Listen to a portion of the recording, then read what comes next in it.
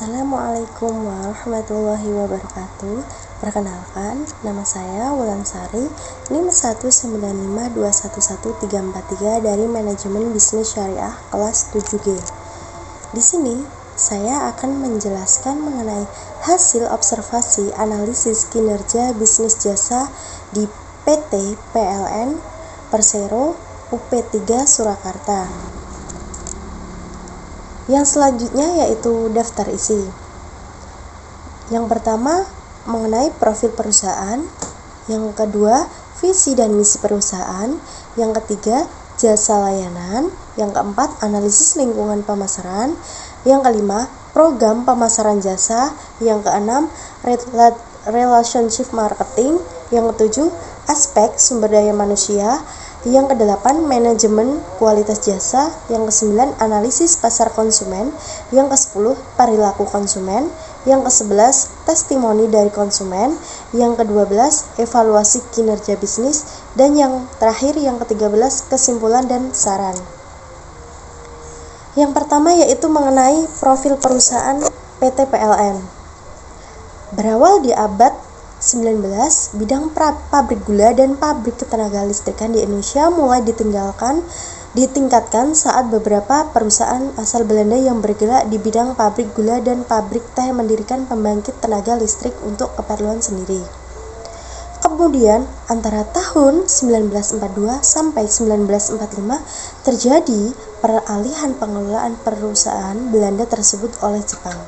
Setelah Belanda menyerah kepada pasukan tentara Jepang di awal Perang Dunia Kedua, proses peralihan kekuasaan kembali terjadi di akhir Perang Dunia Kedua pada Agustus 1945. Saat Jepang menyerah kepada sekutu, kesempatan ini dimanfaatkan oleh para pemuda buruh listrik melalui delegasi buruh pegawai listrik dan gas yang bersama-sama dengan pemimpin KNI Pusat berinisiatif menghadap Presiden Soekarno untuk menyerahkan perusahaan tersebut kepada pemerintahan Republik Indonesia. Pada 27 Oktober 1945, Presiden Soekarno membentuk Jabatan Listrik dan Gas di bawah Departemen Pekerja Umum dan Tenaga dengan kapasitas pembangkit listrik tenaga listrik yaitu 157,5 MW.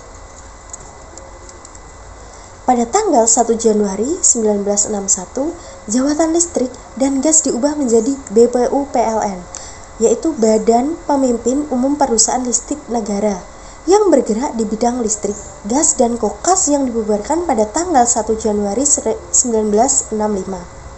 Pada saat yang sama, yang kedua, perusahaan negara yaitu Perusahaan Listrik Negara PLN sebagai pengelola tenaga listrik milik negara dan Perusahaan Gas Negara sebagai pengelola gas diresmikan pada tahun 1972 sesuai dengan Peraturan Pemerintah Nomor 18. Status Perusahaan Listrik Negara atau PLN ditetapkan sebagai Perusahaan Umum Listrik Negara dan sebagai pemegang kuasa usaha ketenaga listrikan dengan tugas menyediakan tenaga listrik bagi kepentingan umum seiring dengan kebijakan pemerintah yang memberikan kesempatan kepada sektor swasta untuk bergerak dalam bisnis penyediaan listrik. Maka sejak tahun 1994 status PLN beralih dari perusahaan umum menjadi perusahaan perseorangan atau Persero, dan juga sebagai PKUK dalam menyediakan listrik bagi kepentingan umum hingga sekarang. Yang selanjutnya yaitu visi dan misi perusahaan. Yang pertama, visinya menjadi perusahaan listrik terkemuka se-Asia Tenggara dan nomor 1 pilihan pelanggan untuk solusi energi. Sedangkan untuk misinya yaitu menjalankan bisnis, kelistrikan, dan bidang lain yang terkait berorientasi pada kepuasan pelanggan, anggota perusahaan, dan pemegang saham. Yang kedua, menjadikan tenaga listrik sebagai media untuk meningkatkan kualitas kehidupan masyarakat. Yang ketiga, mengupayakan agar tenaga listrik menjadi pendorong kegiatan ekonomi. Dan yang keempat, menjalankan kegiatan usaha yang berwawasan lingkungan. Selanjutnya yaitu mengenai tata nilai PLN. Yang pertama, amanah. artinya memegang teguh kepercayaan yang diberikan. Yang kedua, kompeten, terus belajar mengembangkan kapabilitas. Yang ketiga, harmonis, yaitu saling peduli menghargai perbedaan. Yang keempat, loyal, yaitu berdedikasi dan mengutamakan kepentingan bangsa dan negara. Yang kelima, adaptif, yaitu terus berinovasi dan antusias dalam menggerakkan ataupun menghadapi perubahan. Yang keenam, kolaboratif, yaitu membangun kerjasama yang sinergi. Untuk alamat, PT PLN Persero UP3 Surakarta bertempat di Jalan Slamet Riyadi nomor 468 Purwosari, Laweyan, Surakarta. Yang selanjutnya yaitu mengenai jasa layanan.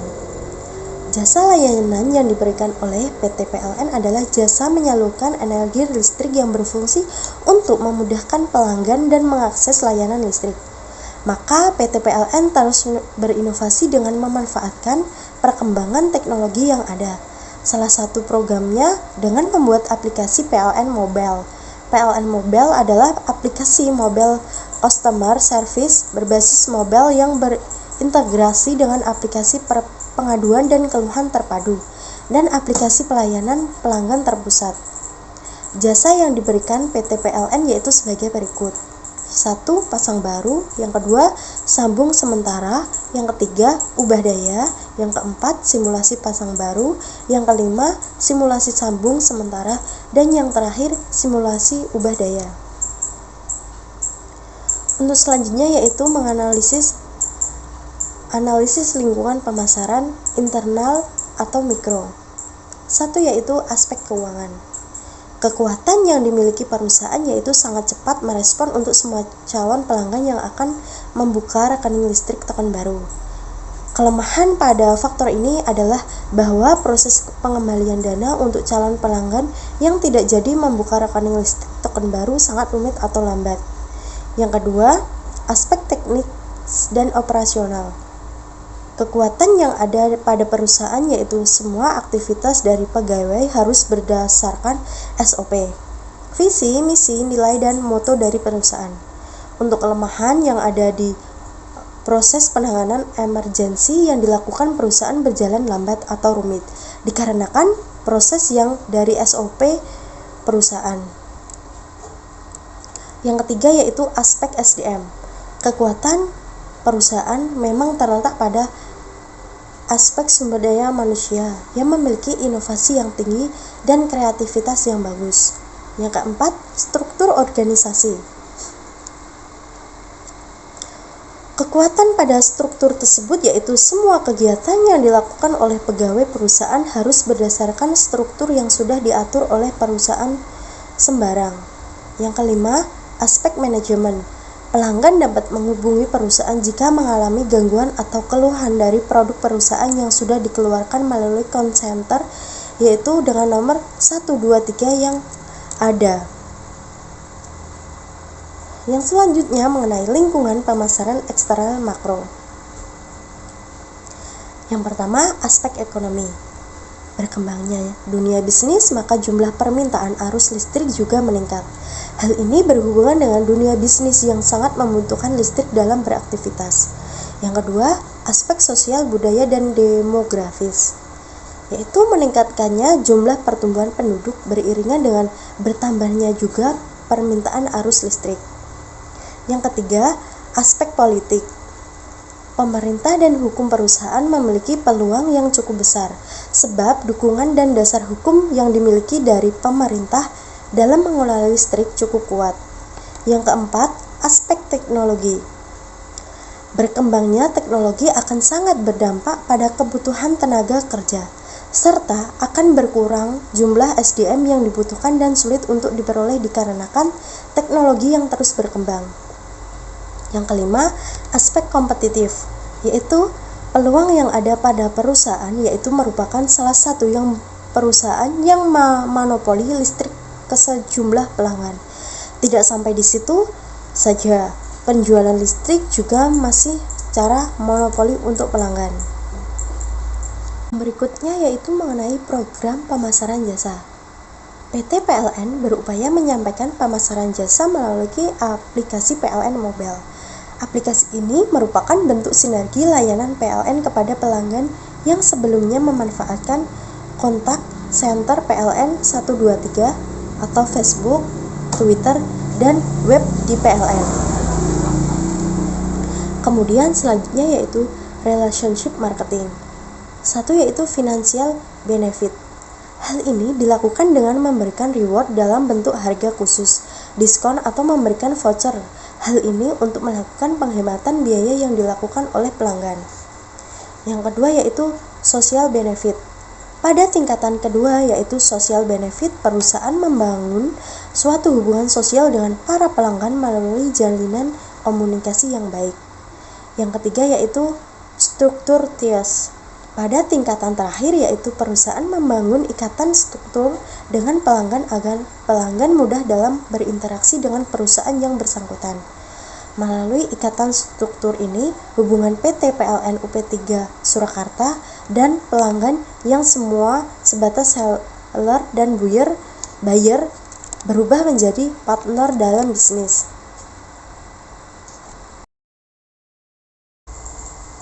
Selanjutnya yaitu mengenai aspek sumber daya manusia. Yang pertama yaitu penarikan tenaga kerja. Dalam memenuhi kebutuhan, suatu perusahaan akan menyeleksi dengan cara merekrut karyawan yang memiliki potensi. Penarikan merupakan suatu proses atau tindakan yang dilakukan oleh organisasi tambahan karyawan melalui beberapa tahapan yang mencakup identifikasi atau evaluasi sumber-sumber penarikan tenaga kerja. Yang kedua, pemeliharaan tenaga kerja.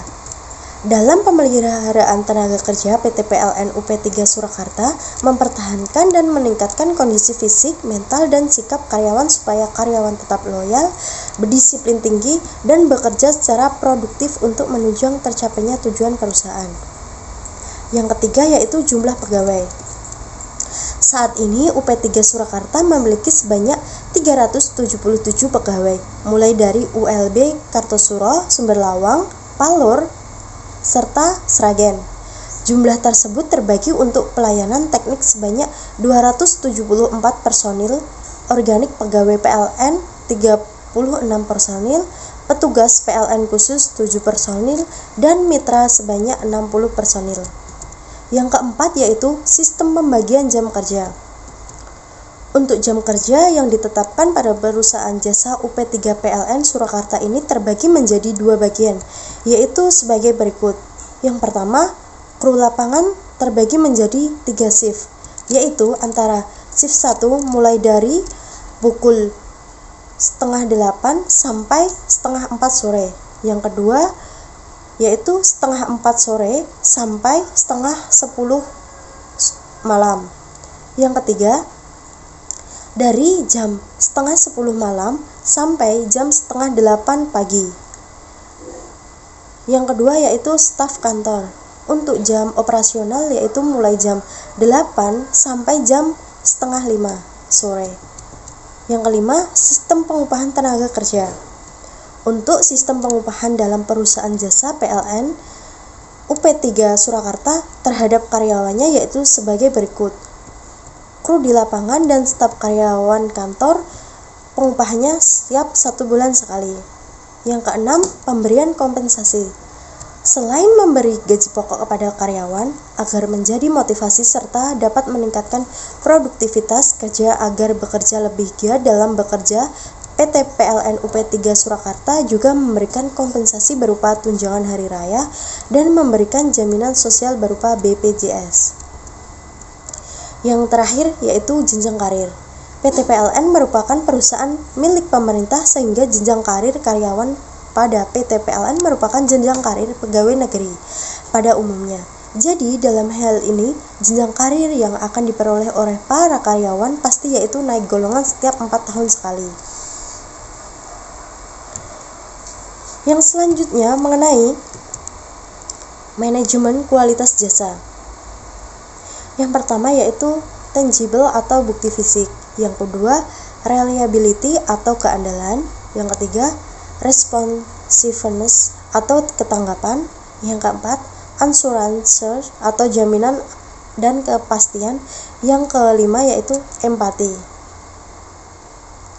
Untuk selanjutnya yaitu menganalisis pasar konsumen. Pada pasar konsumen yang dilakukan PT PLN UP3 Surakarta, salah satunya yaitu mengadakan program gratis pemasangan baru dan tambah daya dari 450 sampai 900 menjadi 1.300 atau 2.200, berlaku dari bulan Januari sampai dengan bulan Juni. PT PLN UP3 Surakarta juga mewajibkan seluruh pengguna energi listrik yang melakukan pemasangan baru menggunakan meter statis prabayar. Pasar konsumen PT PLN UP3 Surakarta sangat ditetapkan dengan baik, karena hal ini berhubungan langsung dengan pelanggan yang dapat membantu perusahaan berkembang. Untuk selanjutnya yaitu perilaku konsumen. Konsumen PT PLN UP3 Surakarta terbagi menjadi beberapa kelompok, yaitu kelompok industri, rumah tangga, bisnis, dan lainnya. Di mana setiap tahun jumlah konsumen PT PLN pada tiap kelompok terus mengalami peningkatan. Peningkatan jumlah konsumen dari tahun ke tahun menjadi karena jumlah masyarakat di Indonesia setiap tahun juga bertambah. Dan di sisi lain, PT PLN merupakan satu-satunya perusahaan penyedia energi listrik yang ada di Indonesia. Yang berikutnya mengenai testimoni dari konsumen. Berikut ini gambaran testimoni dari konsumen yang sudah download atau mempunyai aplikasi mobile banking. Dengan aplikasi tersebut memudahkan konsumen untuk membeli voucher listrik tersebut. Yang berikutnya mengenai evaluasi kinerja bisnis. Evaluasi kinerja merupakan sebuah penilaian yang dilakukan untuk mengetahui hasil kinerja karyawan. Metode pemilihan kinerja karyawan yang digunakan pada PLN UP3 Surakarta yaitu menggunakan SIMKP atau Sistem Informasi Manajemen Kinerja Pegawai. Merupakan sistem penilaian berdasarkan kinerja atau prestasi kerja karyawan yang bersangkutan. Namun, ada beberapa yang kurang paham menggunakan aplikasi SIMPK, sehingga tidak mengerti target yang ingin dicapai. Proses penilaian dilakukan secara online, di mana setiap karyawan memiliki target yang harus dicapai oleh divisi perencanaan dari kantor pusat. Jika target yang harus dicapai di dalam aplikasi SIMPK, maka akan mendapatkan bonus dari perusahaan sebagai penghargaan. Untuk selanjutnya mengenai kesimpulan. Berdasarkan analisis di atas, dapat disimpulkan bahwa perusahaan yang bergerak di bidang listrik yang berfungsi sebagai pelaksana dan pelayanan sarana listrik di Kota Surakarta. Tujuan pasaran untuk penyelenggaraan usaha penyediaan tenaga listrik bagi kepentingan umum dan jumlah dan mutu yang memadai serta memupuk keuntungan dan melaksanakan penguasaan pemerintah di bidang ketenaga listrikan dalam rangka menunjang pembangunan dengan menerapkan prinsip-prinsip persarean terbatas. Jasa layanan yang diberikan oleh PT PLN UP3 Surakarta adalah jasa penyaluran energi listrik yang berfungsi untuk memudahkan pelanggan dalam mengakses layanan listrik. Program pemasaran jasa yaitu dengan menyampaikan melalui aplikasi PLN Mobile, berbentuk sinergi layanan PLN kepada pelanggan yang sebelumnya memanfaatkan kontak center PLN 123. Kemudian, adapun saran bagi pihak PT PLN Persero UP3 Surakarta hendaknya mempertahankan dan meningkatkan kualitas pelayanan yang diberikan kepada pelanggan, sehingga pelanggan merasa puas dan tidak kecewa. PT PLN Persero harus memperhatikan kualitas pelayanan dengan memperbaiki fasilitas maupun pelayanan yang masih kurang. Diharapkan penelitian selanjutnya dapat mengembangkan hasil penelitian ini dan menjadi referensi. Sekian hasil observasi yang dapat saya sampaikan. Apabila ada salah kata, saya mohon maaf. Wassalamualaikum warahmatullahi wabarakatuh.